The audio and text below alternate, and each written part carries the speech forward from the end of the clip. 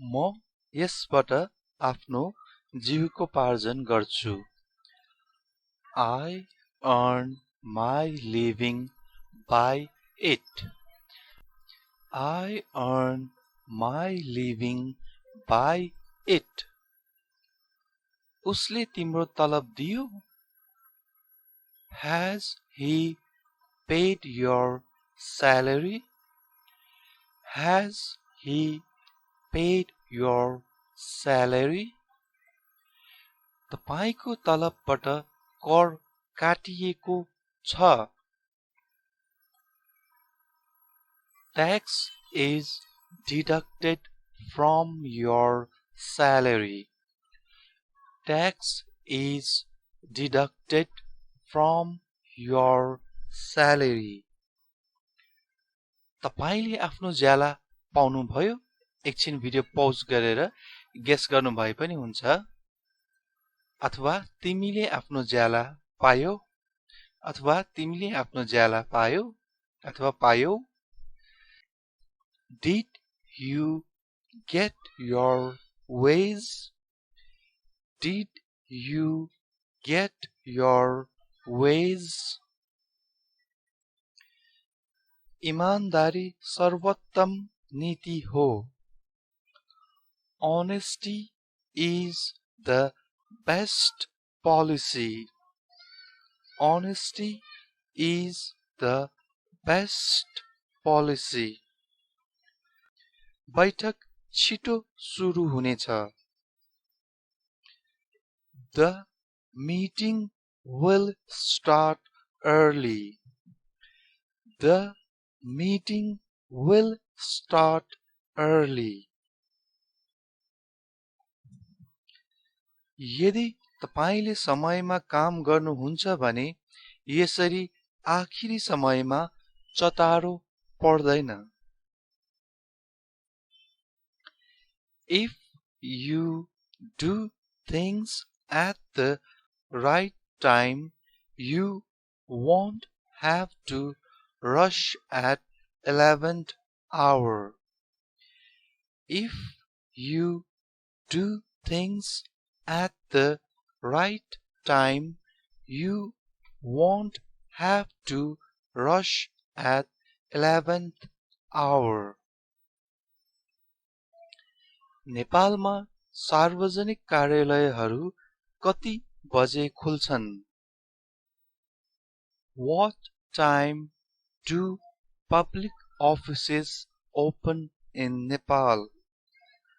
What time do public offices open in Nepal?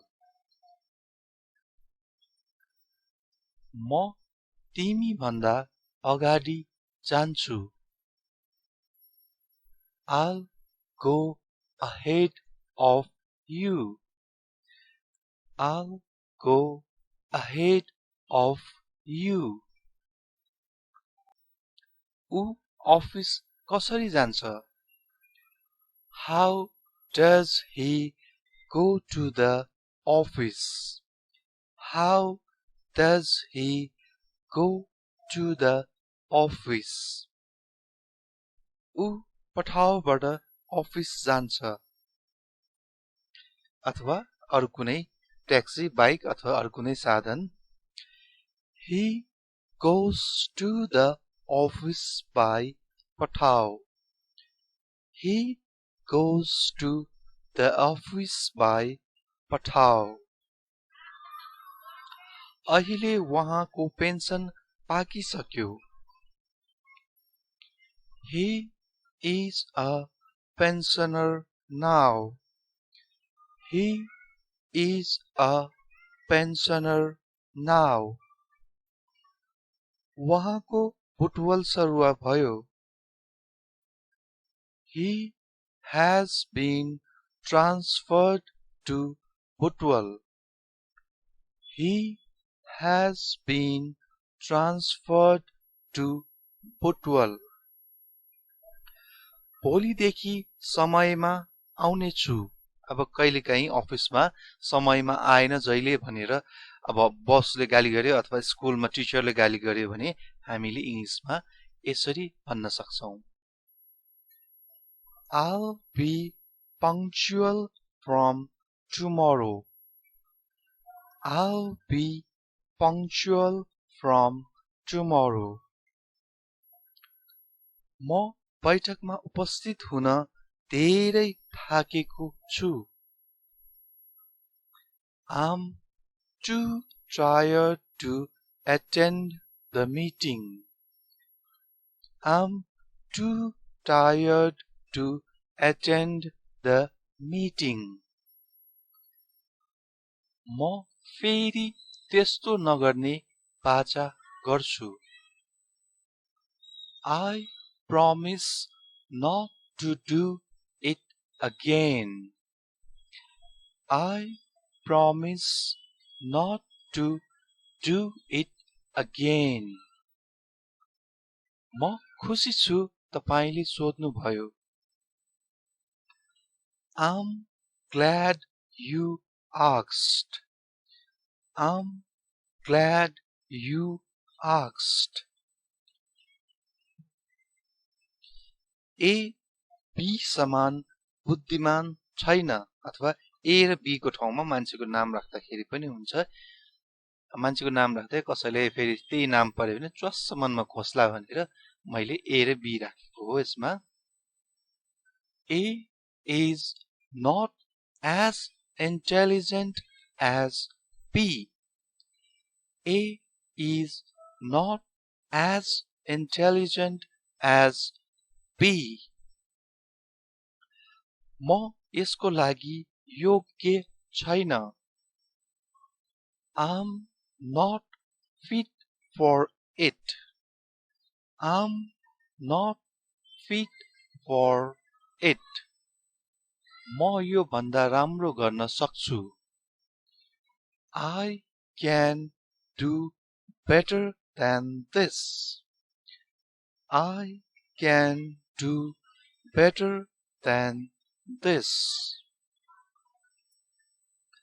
म यो भन्दा राम्रो गर्न सक्थे I could have done better than this.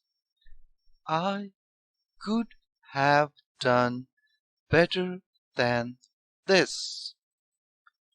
तिमीले यो काम गरिसक्यौ Question Have you finished this job? Have you finished this job? ऊ आफ्नो काममा व्यस्त थिए He was busy in his work.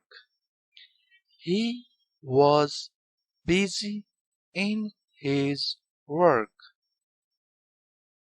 यो काम म भन्दा राम्रो कसैले गर्न सक्दैन Nobody could have done this work better than me. Nobody could have done this work better than me. कृपया मलाई बोल्न अनुमति दिनुहोस्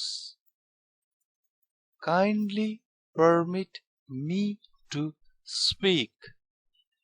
Kindly permit me to speak. ऊ सरकारी जागिरबाट रिटायर भयो He has retired from government service. He has retired from government service. यो काम गर Do this work. Do this work. भविष्यको लागि तपाईको योजना के छ What are your plans for the future? What are your plans for the future? तपाई भविष्यमा आफूले आफैलाई कहाँ देख्नुहुन्छ? Where do you see yourself in future? Where do you see yourself in future? के म काठमाडौँमा राम्रो काम पाउन सक्छु? Can I get a good job in Kathmandu? Can I get a good job in Kathmandu? म तपाईलाई मेरो नयाँ कामको बारेमा बताउन कल गर्दैछु अथवा फोन गर्दैछु।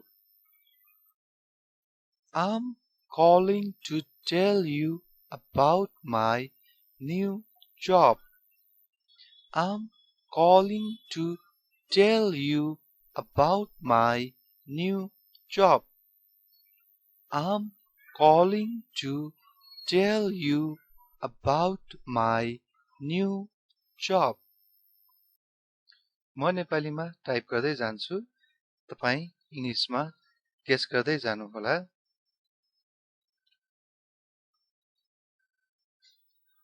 हाम्रो टिमले जित्यो। अब गेस गर्नु होला इङ्ग्लिसमा कसरी भन्ने होला। Our team has won. Our team has won.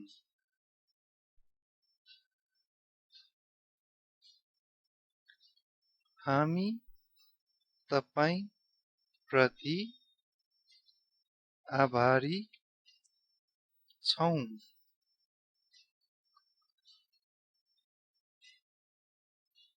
We are grateful to you. We are grateful to you.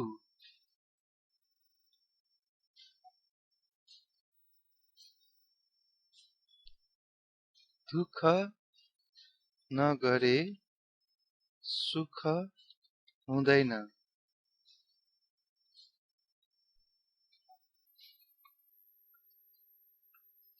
No pain, no gain. No pain, no gain.